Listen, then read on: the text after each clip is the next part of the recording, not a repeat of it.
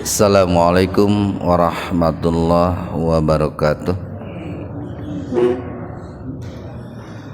Alhamdulillahi rabbil alamin, alladzi bi'izzatihi ya'tazul mu'minun wa bi'inayatihi wa taufiqihi yahtadidulun.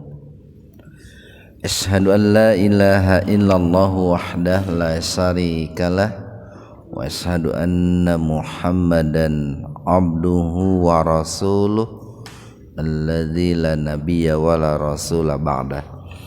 Hadirin ikhwatul iman, jemaah Majelis Ta'lim Illiyin yang mudah-mudahan senantiasa diberikan kesehatan dan perlindungan Allah Subhanahu wa taala.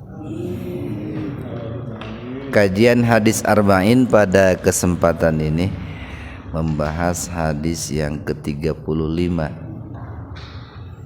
halaman 39, hadis yang ke-35.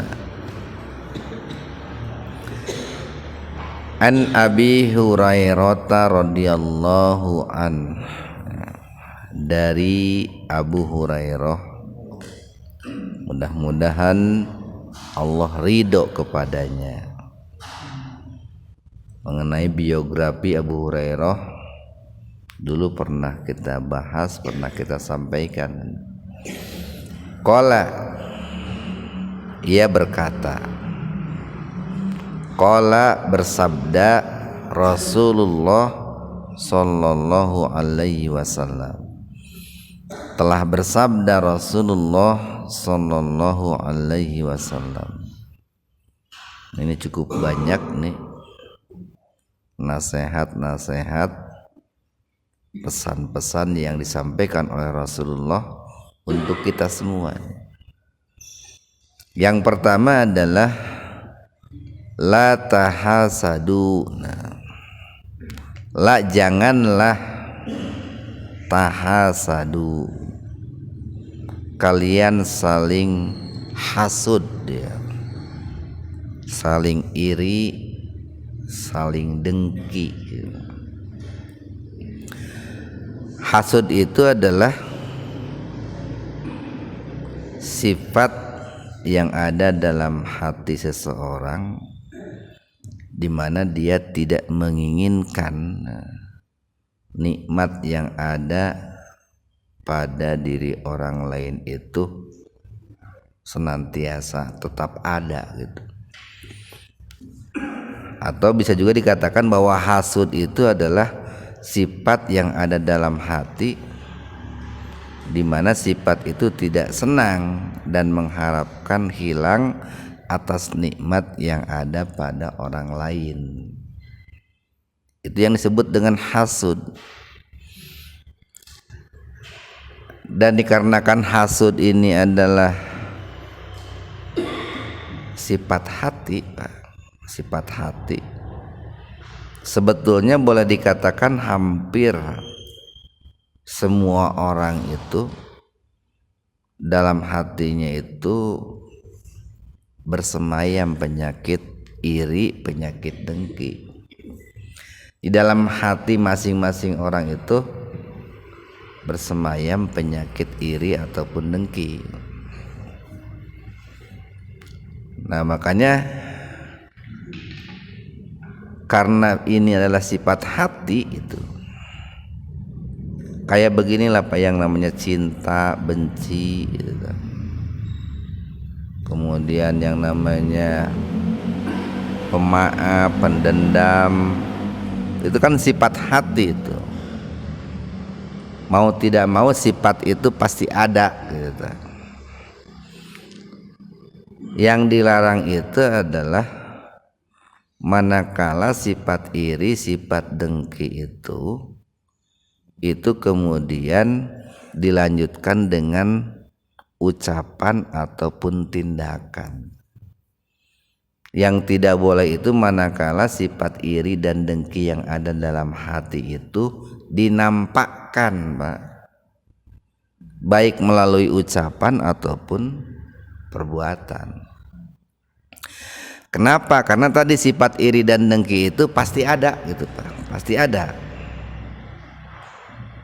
Cuman ada orang yang mampu menyembunyikan sifat iri dan dengkinya, diganti sifat iri dan dengkinya itu yaitu dengan kesenangan, dengan kegembiraan.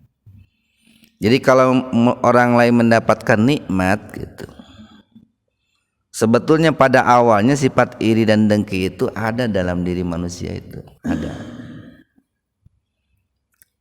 Terlebih-lebih barangkali bagi kalau orang yang dapat nikmat itu mungkinlah bukan sahabatnya gitu ya, atau bukan teman dekatnya, muncul tuh sifat iri dengki. Nah, ya muncul dalam hati itu, ada itu.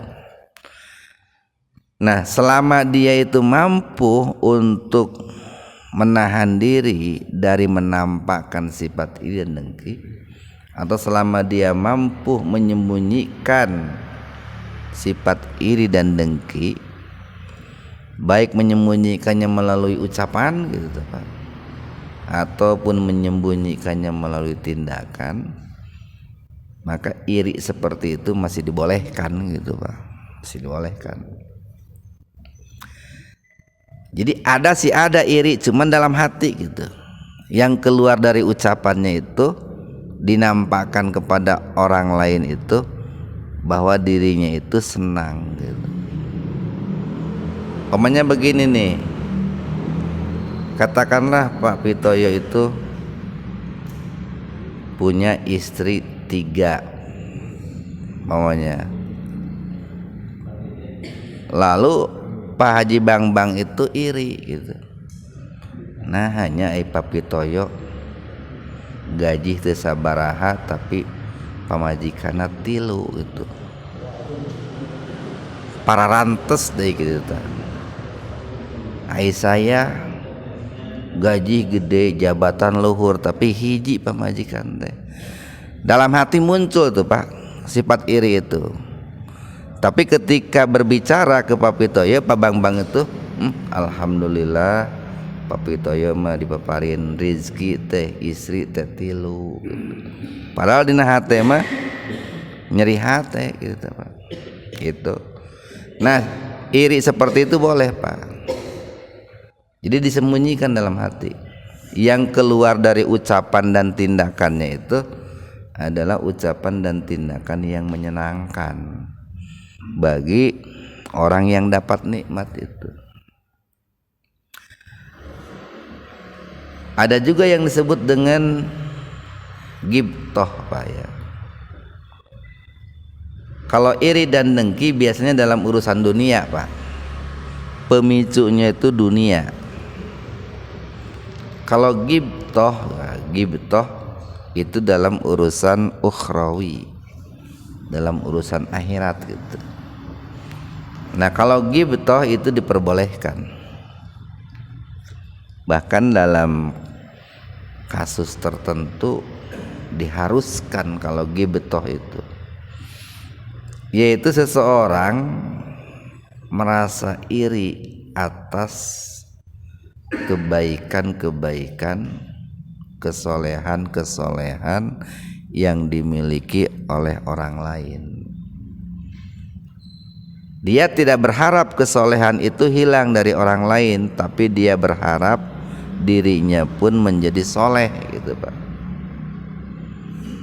Kalau iri berharap kenikmatan itu hilang dari orang lain, entah hilangnya itu rusak, dicuri, hangus, terbakar, atau dia mengharapkan hilang itu pindah kepada dirinya, cuman dalam urusan dunia itu Pak. Kalau ghibthah itu dalam urusan akhirat, dia tidak berharap kebaikan itu hilang pada orang lain, tapi dia berharap dirinya pun baik seperti orang lain. Pak Puadi tidak berharap Pak Pitoyo jadi orang jahat gitu, tapi Pak Puadi berharap juga dirinya jadi orang baik. Nah, itu ghibthah Pak. Ada orang nih kalau dalam bahasa hadis itu begini, boleh iri dalam dua hal itu. Satu, iri terhadap orang yang memahami Al-Quran lalu mengamalkannya gitu. Ada orang paham Al-Quran lalu mengamalkan Al-Quran, kita iri gitu, dalam arti ghibtoh, Pak. Saya ingin betul paham Al-Quran dan mengamalkan Al-Quran seperti dia gitu. Atau begini, kapan ya saya itu paham Al-Quran gitu, bisa mengamalkan Al-Quran seperti dia. Hai si eta makana Al-Quran temani babarieun pisan gitu. Kapan ya saya mau bisa seperti itu? Itu kan sebetulnya ada bibit-bibit iri itu, tapi itu namanya ghibtoh itu, Pak. Atau orang yang iri yang dibolehkan itu, kata Nabi itu, ada seseorang yang diberikan nikmat dunia oleh Allah, lalu dia rajin bersedekah, berinfak, Pak, berzakat dengan hartanya itu. Nah, iri kepada orang seperti itu boleh. Jadi irinya bukan karena orang lain banyak hartanya, bukan.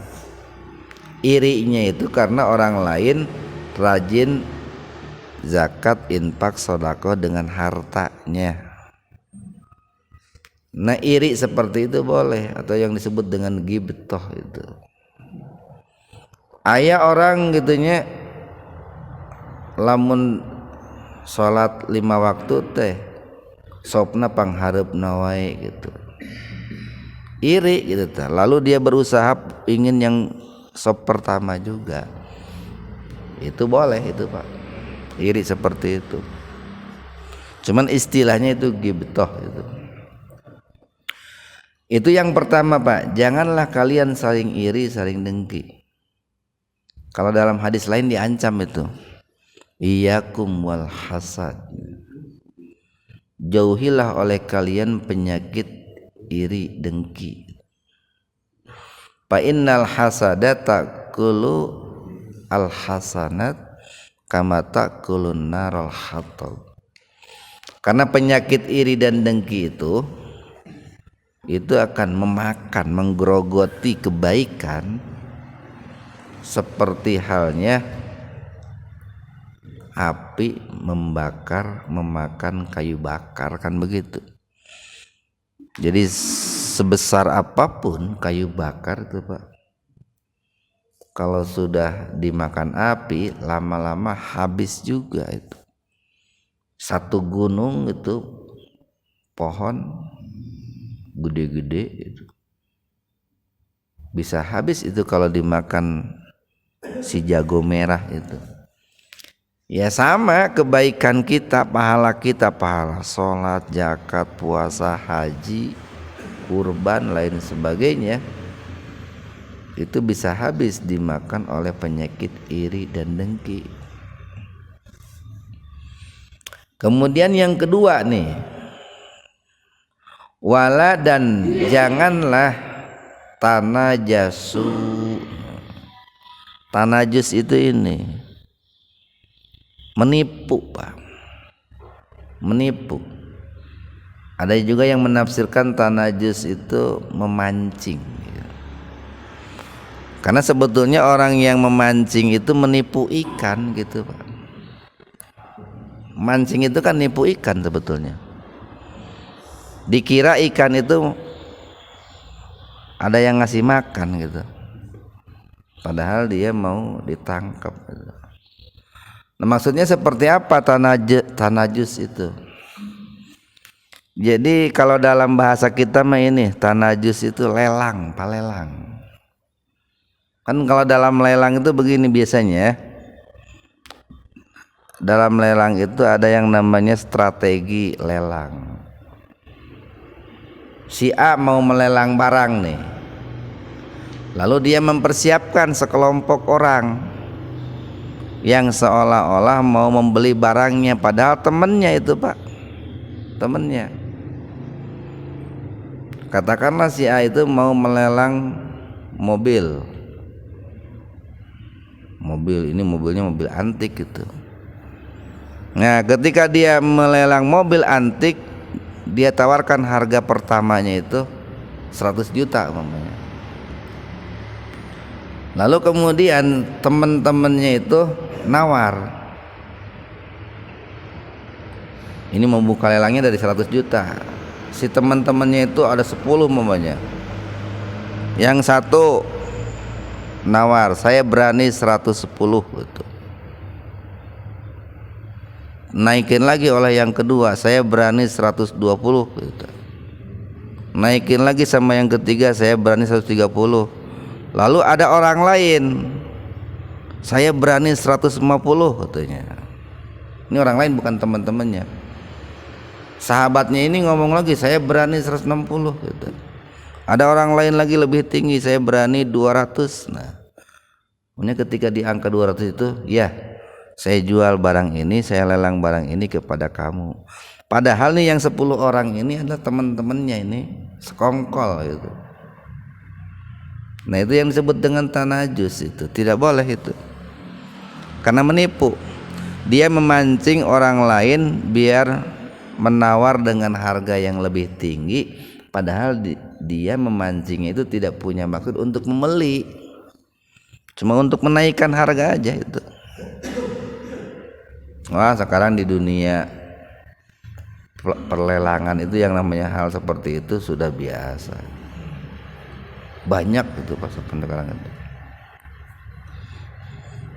Sigan gitu mau beli, padahal dia hanya itu saja, memancing orang lain untuk berani memberikan penawaran yang lebih tinggi.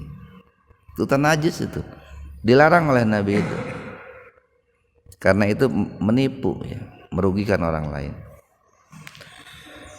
Kemudian yang ketiga, dan la, janganlah tabagodu. Kalian saling membenci. Janganlah kalian saling membenci. Kecuali bencinya itu karena Allah gitu. Kan hukum membenci itu hukum asalnya dilarang, Pak. Kecuali kalau sabda Nabi itu, kata Nabi, ada al-hubbu fillah wal bugdu fillah. Kecuali kalau cinta dan bencinya itu didasari karena Allah. Namanya ada orang melakukan perbuatan syirik gitu, Pak, menyekutukan Allah, kita benci, itu boleh. Bahkan dalam tingkat tertentu harus itu, Pak. Ada orang suka korupsi, kita benci, itu harus itu, Pak. Ada orang suka berzina, kita benci, itu harus. Jadi berubah dari hukum dilarang menjadi hukum boleh, bahkan hukum dianjurkan. Benci yang dilarang itu benci yang bukan karena Allah itu. Nah, ini biasanya benci yang pemicunya itu duniawi lah. Benci yang dipicu oleh hal-hal yang sifatnya duniawi. Itu yang ketiga, Pak. Yang keempat, dan la, janganlah tadabaru. Dubur itu apa dubur, Pak? Dubur itu kan di belakang itu, Pak. Maksudnya wala tadabaru itu janganlah kalian saling membelakangi gitu. Saling membelakangi itu ya ini, Pak. Jadi kalau al-bugdu saling benci, Pak, itu biasanya berkaitan dengan ini, dengan apa ya? Dengan mimik wajah ya, mimik muka itu. Tapi kalau tadabaru itu lebih tinggi dari itu. Yaitu dia saling membelakangi dalam arti memutus tali silaturahim. Jadi orang yang memutus tali silaturahim itu adalah orang yang tadabaru, panongong-nongong gitu. Ayeuna teu hujan teu angin gitu. Salaki jeung pamajikan pabujur-bujur gitu Pak. Tapi karena benci itu Pak. Karena benci. Beda deui lamun patongong-tonggongna teh kulantaran hareudang gitu Pak. Kulantaran lamun geus usia di atas 60, saya belum tahu dah, saya masih muda Pak. Itu kalau tidur itu pengennya pada deket-deket di pemajikan atau hayang pisah kamar biasana. Dulu saya lamun lihat aki saya gitunya geus usia 60 teh sini ini dihanap si aki di luhur gitu.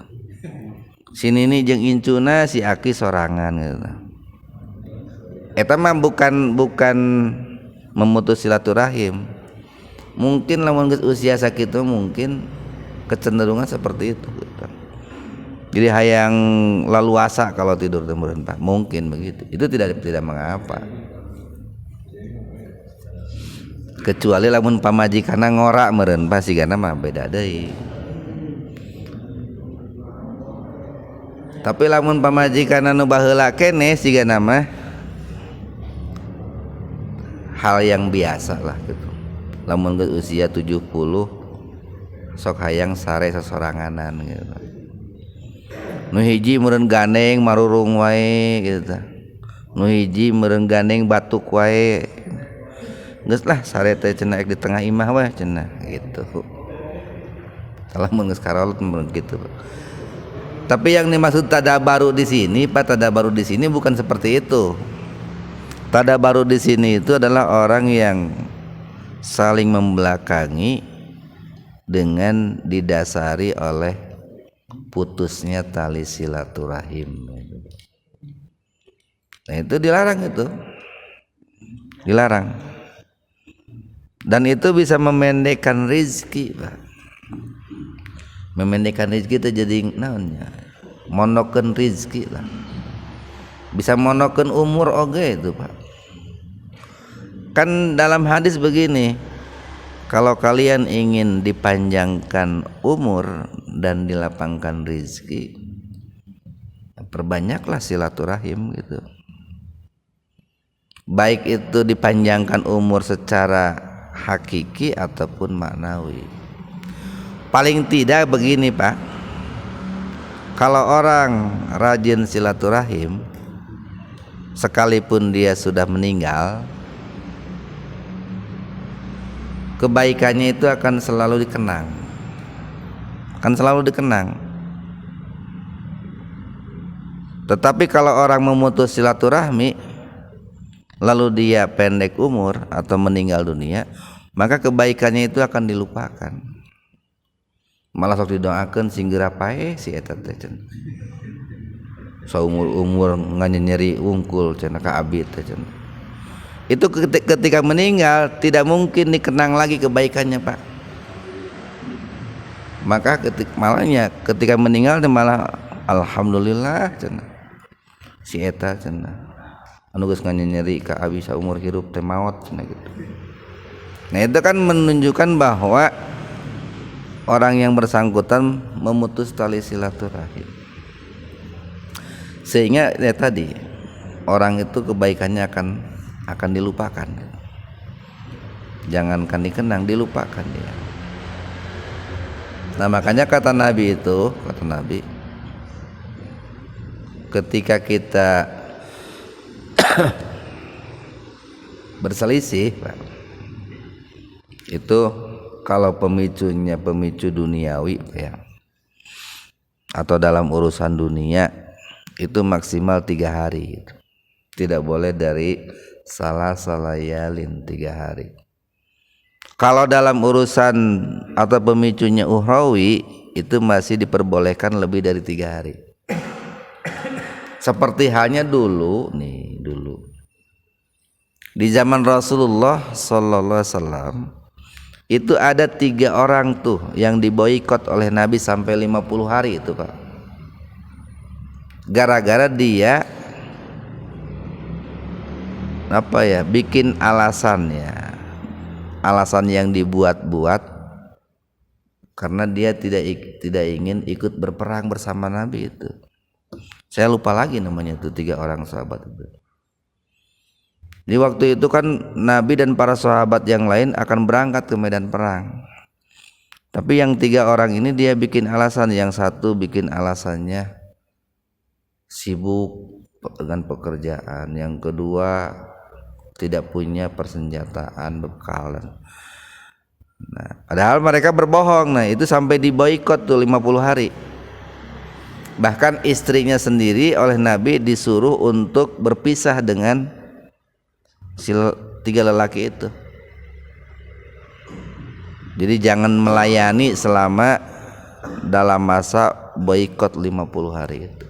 Sampai turun ayat akan pemaafan dari Allah untuk ketiga orang tadi itu. Nah, itu pemicunya itu uhrawi agama itu Pak. Jadi kalau seandainya dalam persoalan agama bisa berubah, bisa lebih dari 3 hari. Pamanya ya orang teh gitu tanon teh pagaweanana teh ngarusak agama gitu. Pamanya ngarusak masjid dan lain sebagainya. Bapak-bapak baeud nepikeun ka 50 poe atau lebih teu nanaon Pak. Itu karena pemicunya itu agama. Tapi kalau pemicunya itu dunia, nah itu tidak boleh dari 3 hari. Nuka sabaraha tah? Keempat itu Pak ya. Yang kelima, wala dan janganlah bai'u, menjual ba'dukum sebagian dari kalian ala di atas bai'i, penjualan ba'din sebagian yang lain. Maksudnya begini Pak nih. Ini dalam kasus jual beli Pak. Janganlah seseorang itu membeli dengan harga yang lebih tinggi dari orang lain sementara orang lain sudah deal gitu Pak. Atau janganlah seseorang menjual dengan harga yang lebih rendah dari orang lain sementara orang itu sudah deal gitu. Contoh nih, umpamanya Pak Ian itu menjual motor ke Pak Puadi gitu. Harganya umpamanya 10 juta gitu. 10 juta tuh. Setelah terjadi tawar menawar, sepakatlah Pak Ian itu dengan Pak Puadi. Pak Ian penjual, Pak Puadi pembeli. Itu harga motornya 10 juta. Lalu datang Pak Pitoyo itu ke Pak Ian. Pak Ian, saya berani 10.500.000, saya berani 11 juta. Nah itu namanya Pak Pitoyo itu membeli di atas pembelian Pak Puadi itu. Padahal Pak Puadi dengan Pak Ian sudah jadi itu. Maka tindakan Pak Pitoyo itu salah itu. Dilarang dalam agama itu. Dilarang. Atau barangkali begini, datang orang yang keempat, katakanlah Pak Marwan, Pak Puadi tong meuli motor Pak Ian, nu saya ieu leuwih alus, nah kata, leuwih ngora tahunna gitu, barangna mulus, soklah 8 juta. Nah Pak Marwan dilarang itu. Jadi Pak Pitoyo menaikkan harga beli ke Pak Ian dari Pak Puadi dilarang. Pak Marwan menurunkan harga jual dari harga jual Pak Ian, itu pun dilarang. Nah itu yang disebut dengan wala bai'u ba'dukum ala bai'i ba'din. Ya biasanya di dunia calo nu kararieu teh Pak ya. Dunia calo gitu. Jadi udah tahu orang lain itu sudah jadi itu. Dia dari belakang tuh nyalip geus cenah ku saya saanu lah cenah leuwihan saeutik cenah. Nah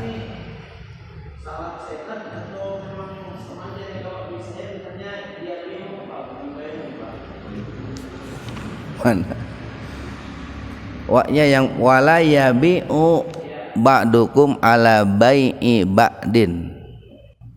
Kalau yabi'u ba'a yabi'u itu kata kerja fi'il.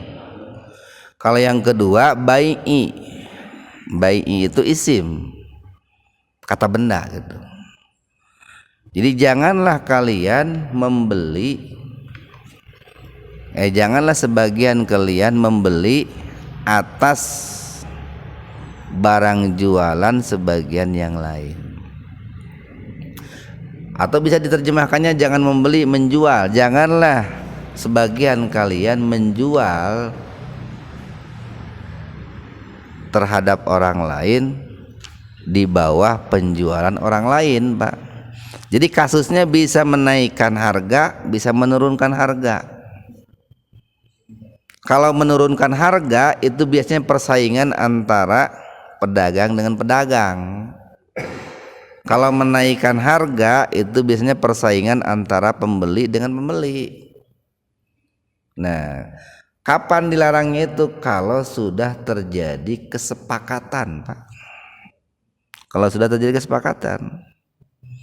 Kalau tidak ada kesepakatan tidak mengapa. Nah, umpamanya begini nih, Pak Ian pengen motornya 10 juta. Lalu Pak Puadi pengen motornya itu 9 juta. Itu deal, pan tersepakat Pak itu.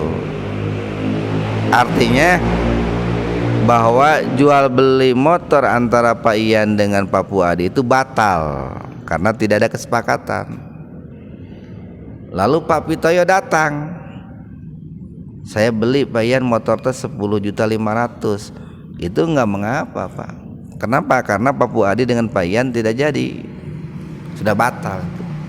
Yang dilarang itu sudah jadi Pak Puadi dengan Pak Ian, lalu Pak Pitoyo menawar dengan harga yang lebih tinggi dari Pak Puadi.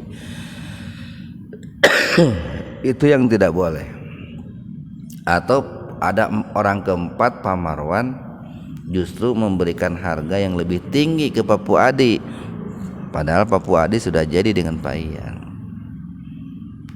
Nah, makanya solusi yang terbaik itu kalau jual beli itu ini, Pak. Pertama yang harus dipikirkan matang-matang, nih kira-kira nih barang seperti ini biar orang lain tidak rugi, saya pun tidak rugi, ini dijatuhkan harganya berapa gitu. Jadi lamun dibanderol tepa dibanderol plek 100.000, orang lain pun tidak akan nawar lagi, Pak. Kenapa? Karena orang lain pun sudah tahu ini barang kalau ini harganya 100.000, ini sudah kehitung murah gitu dibanding di tempat lain. Entong kiai dagang banyak, sabar aja barang 150.000, bisa tuh 100.000 tuh bisa. Modalnya ge cenah leuwih ti sakitu. Ngaleos jelema teh terjadi, Pak kade sok tambahan deui lah cenah tong sakitu. 125 cenah cek penjual nih, Pak. Orangnya yang pembeli tetap enggak mau, enggak mau cenah. 110 sok atuh. Moal cenah. Ngaleos tuh si pembeli teh. Kade. Soklah 100. Nah, itu enggak boleh, Pak. Tadi kan sudah bilang enggak bisa. Bahkan sudah bilang modal lagen teu sakitu cenah kitu tah, Pak. Tapi ujung-ujungnya dikasih. Nah, itu enggak boleh. Jadi nu alus mah dagang mah dibanderol we, Pak kita. Wantun galeh teu wantun tong geuleuh kan gitu bahasana teh gitu. Kawas kemarin nalawar awi jeung kayu di dieu. Tawarkeun bambu 1 juta, kayu 2 juta. Nalawar teh 1 juta. Tong tawar menawar lah di masjid medal di pasar ceng teu wani beuli teu wani entong gitu. batur mah yang tidak ieu teh geus dihitung murah gitu harga sakitu teh. Oh udah mahal teuing cenah ustad sakitu mah cenah entong wani tong teuing dibeli teu wani mah cenah gitu. Nah itu teh yang disebut dengan menaikkan harga atau menurunkan harga, itu nggak boleh itu Pak. Wakunu, dan jadilah kalian ibadallah, hamba-hamba Allah, ihwana, yang bersaudara. Artinya begini Pak nih, perilaku-perilaku, tindakan-tindakan yang tadi kita sebutkan, sabarang ada 5 genapnya.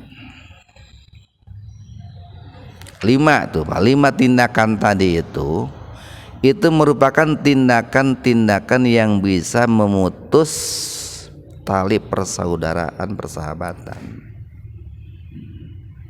Nah, tetapi tindakan yang sebaliknya yang baik itu bisa menjadi tindakan yang menyambung tali silaturahim.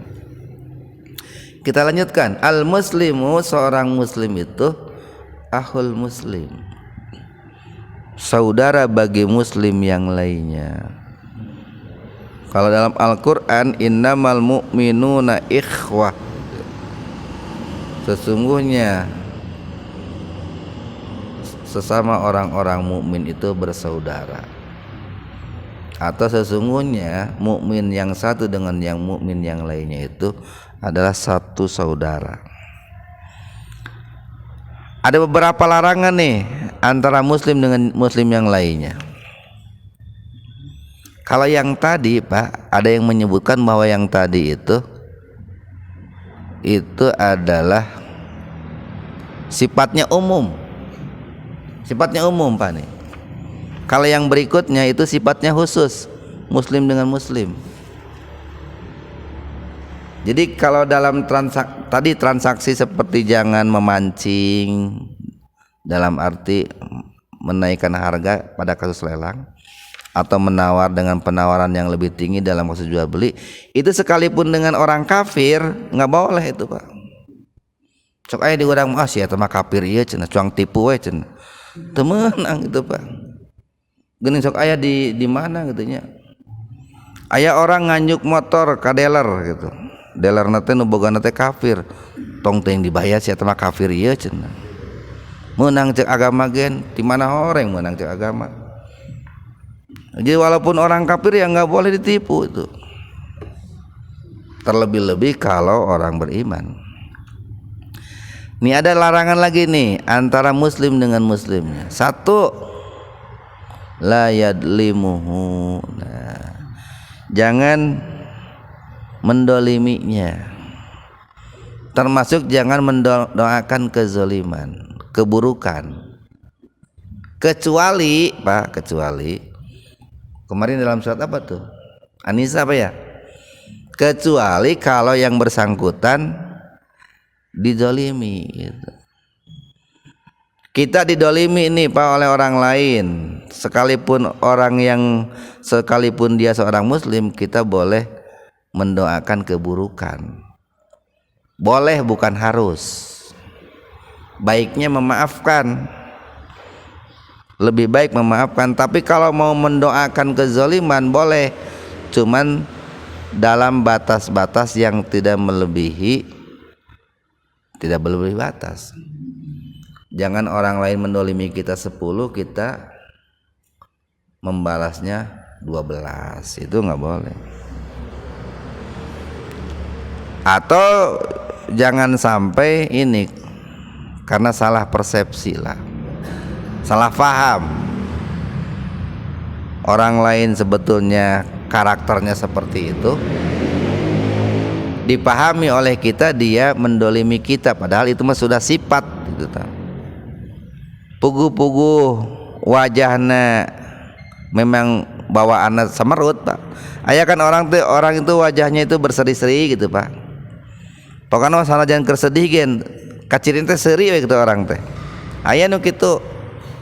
Tapi ada juga orang itu yang wajahnya itu bawaannya itu seperti cemerut. Sok sanajan menang duit loba siga cemerut teh tah. Nah, kita menyangka bahwa dia itu sudah mendolimi kita, membenci kita atau meremehkan kita. Padahal itu mah tampilannya seperti itu. lalu kita mendoakan keburukan, nggak boleh itu. Berikutnya nih, wala yakhdhuluhu. Nah, wala yakhdhuluhu. Dan janganlah kalian itu ini khada al-khadlu itu menghinakan, merendahkan. Wala yakhdhuluhu, dan janganlah kalian itu saling merendahkan atau merendahkan saudaranya, atau menelantarkan juga bisa lah yahduluhu itu. Jadi mestinya kan seorang muslim itu memuliakan saudaranya. Seorang muslim itu mestinya membantu saudaranya. Tapi barangkali ini pun dalam prakteknya, Pak, dalam prakteknya terkadang ada sedikit pergeseran, atau dalam prakteknya terkadang agak sedikit berbeda. Kenapa? Karena seringkali nih ada orang itu yang memanfaatkan kesempatan dalam kesempitan gitu. Maksudnya begini nih, umpamanya Pak Rudi nih, Pak Rudi itu orang nate karunyaan gitu, nyaahan gitu. Naon nyaahan tentunya. Geuning aya orang teh lamun kepada orang lain teh karunyaan nyaahan begitu. Lalu tiba-tiba karena orang-orang itu tahu Pak Rudi itu sifatnya karunyaan nyaahan, lamun setiap aya masalah teh datangnya ke Pak Rudi gitu. Karena dia tahu Pak Rudi itu sifatnya karunyaan. Nah, itu yang disebut dengan memanfaatkan kesempatan dalam kesempitan. Puguh-puguh masalahnya bisa diselesaikan sendiri oleh yang bersangkutan. Tenang Pak Rudi, mending Pak Rudi daripada mikir capek gitu. Mending Pak Rudi daripada usaha capek. Nah, itu yang namanya memanfaatkan kesempatan dalam kesempitan. Nah, untuk kasus orang seperti itu dalam rangka memberikan pendidikan, Pak, pembelajaran, dalam kasus-kasus seperti itu agak baiknya orang yang seperti itu jangan ditolong, Pak. Nah, si eta mah ditulungan teh kangeunahan gitu. Atau pelantaran Pak Rudi mah orang karunyaan lah, mun boga hutang teh moal dibayar ke Pak Rudi mah. Da pasti ku Pak Rudi na ge diikhlaskeun. Hantem nginjem terus itu, Pak. Nah, kepada orang seperti itu Pak Rudi harusnya menghentikan, jangan memberikan pinjaman. Karena kadituna kangeunahan itu, Pak. Keenakan gitu, keenakan. Itu dalam rangka mendidik. Yang ketiga, wala yakdzibuhu. Nah, seorang muslim itu tidak boleh membohongi muslim lainnya. Ini dalam berbagai hal, Pak, tidak boleh. Yang keempat, wala, dan janganlah yahkiruhu, menghinakannya atau meremehkannya. Biasanya nih, Pak, al-khadal dengan al-hakar itu bedanya. Kalau yahduluhu itu dalam arti merendahkan secara psikologi. Kalau yahkiruhu itu merendahkan secara fisik. Mungkin ada kelainan fisik kita. Nah, lalu kita umpamanya merendahkan seorang muslim itu karena kekurangan fisiknya. Nah, itu tidak boleh. Jadi merendahkan mentalnya tidak boleh, merendahkan fisiknya tidak boleh. Lalu Rasul bersabda begini, at-taqwa hahuna. Takwa itu di sini. Hahuna itu sambil menunjukkan, Pak. Wa yasiru ila sadrihi. Nah, dan Rasul menunjuk dadanya itu salah samarot sampai 3 kali. At-taqwa hahuna. At-taqwa hahuna. At-taqwa hahuna. Takwa itu di sini, dalam hati. Ini maknanya luas nih, Pak. Mananya luas? Kan bentuk ketakwaan itu kalau orang berbuat adil itu bentuk ketakwaan. Seorang muslim memuliakan, membantu muslim lainnya itu ketakwaan. Seorang muslim jujur itu ketakwaan. Sebaliknya, kedurhakaan, seorang muslim mendolimi, merendahkan, membohongi muslim lainnya itu kedoliman. Nah cuman kadang orang kan salah persepsi Pak. Puguh-puguh orang lain itu ingin membantunya dimaknai mendoliminya. Puguh-puguh orang lain itu mendoakan kebaikan dimaknai mendoakan keburukan, dipahaminya. Maka Nabi mengatakan at-taqwa hahuna. Jadi yang penting Pak, niat kita, tujuan kita, bahkan caranya pun sudah dipikirkan matang-matang cara yang baik. Kalau seandainya orang lain memahaminya buruk, itu urusan kita dengan Allah sudah selesai Pak. Insya Allah Allah itu maha tahu gitu tak? Kan kadang begini, ada salah kita niatna ke pamajikan teh hade Pak, hade niatna mah. Tapi oleh pamajikan dimaknaina, dipahamina goreng. Tong kabina-binanting di pikiran anak gitu. Kalau niat kita sudah baik, tujuan kita sudah baik, insya Allah Allah itu maha tahu isi hati itu gitu.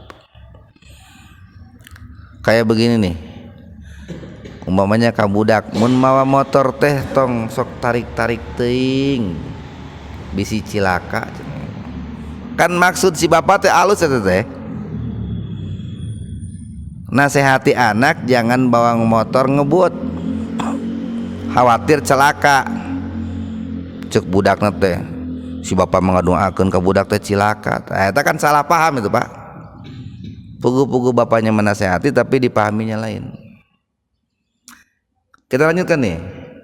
Bihasbi imri'in, bihasbi cukuplah, bihasabi cukuplah, imri'in bagi seseorang minasari dikatakan buruk. Cukuplah seseorang itu dikatakan memiliki karakter atau tabiat yang buruk. Kapan?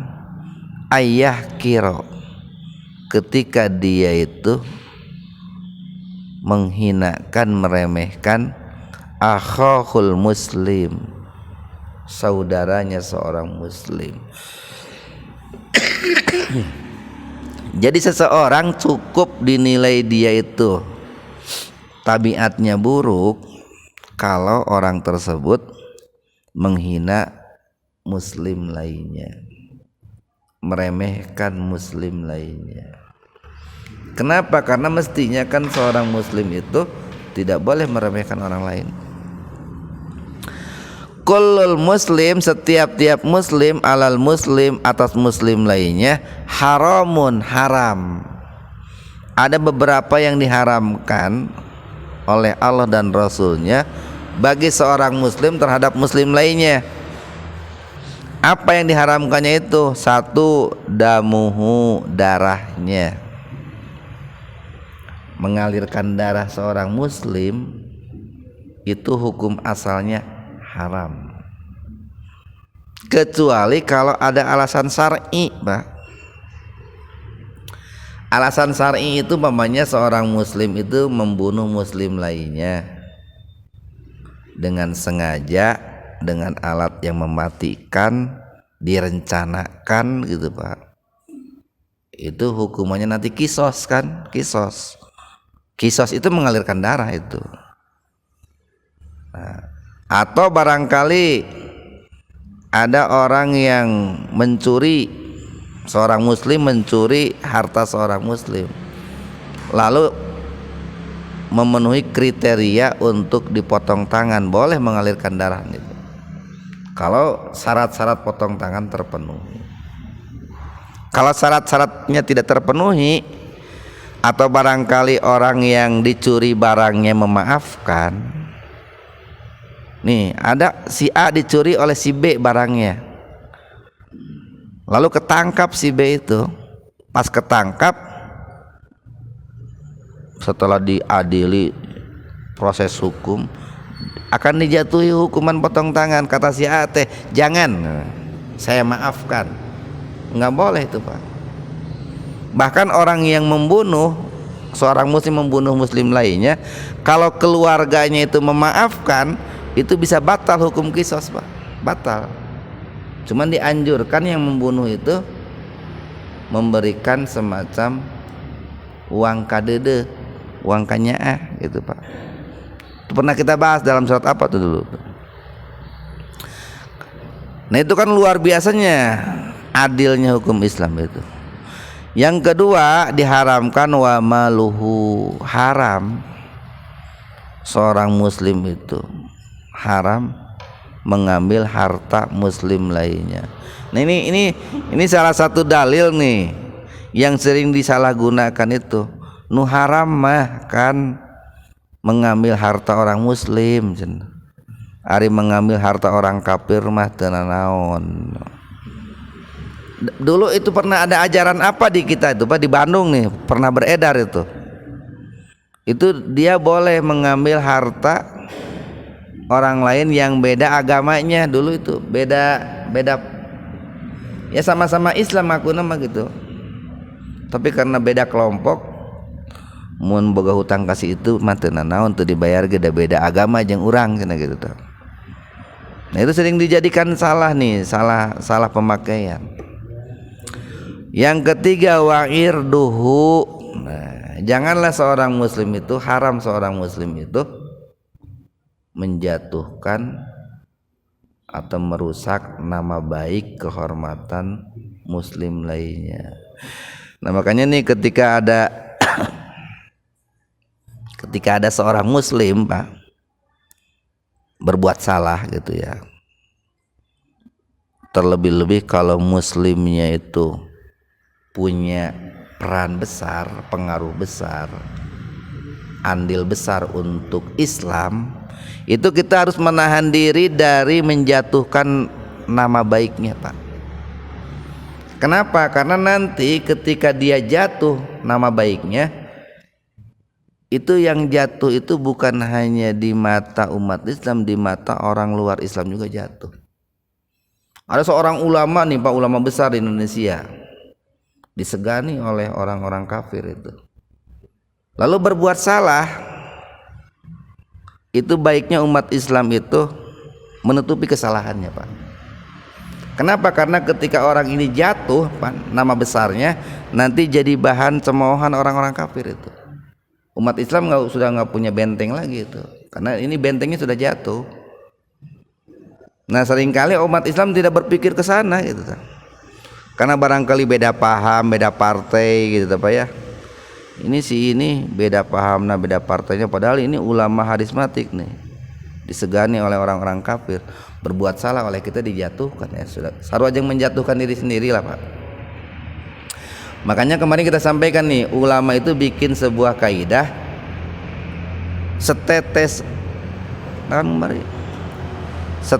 air liur anjing itu tidak akan berpengaruh kepada dua kulahnya air Pak. Dua kulah air tidak akan menjadi najis gara-gara setetes air liur anjing itu. Maksudnya nih, bahwa jasa besar, katakanlah seorang ulama, itu tidak akan hangus oleh kesalahan satu kali itu Pak. Jangan sampai kesalahan satu kali atau kesalahan kecil itu kita akan menjatuhkan umat Islam itu sendiri. Makanya kita harus menahan diri itu, menahan diri. Atau kita lihat ini orang ini sebetulnya sedang bermain siasat gitu tuh, atau barangkali ada ancaman dan lain sebagainya Pak. Karena kadang-kala ulama itu begini, dulu kan banyak ulama-ulama gitu ya, awalnya ketika pas mau covid atau di awal-awal covid, Itu ceramahnya itu kita harus rajin mendekatkan diri kepada Allah, kan gitu ya. Rajin sholat berjamaah. Tapi sebulan kemudian jadi beda ucapannya itu Pak. Baiknya bapak-bapak, ibu-ibu sholatnya di rumah saja. Gitu. Itu mestinya kita itu muncul pertanyaan, kenapa kok si A itu dulu suruh rajin ke masjid, sekarang kok malah baiknya sholatnya di rumah? Bisa jadi ada ancaman atau tekanan Pak, atau ada pesan kepentingan dari pihak-pihak tertentu. Nah mestinya kita husnudonnya sampai ke situ Pak. Jangan buru-buru mengambil sebuah kesimpulan yang negatif. Mudah-mudahan ada manfaatnya untuk kita semua. Subhanakallahumma bihamdika asyhadu an la ilaha illa anta astaghfiruka wa atubu ilaik. Assalamualaikum warahmatullahi wabarakatuh.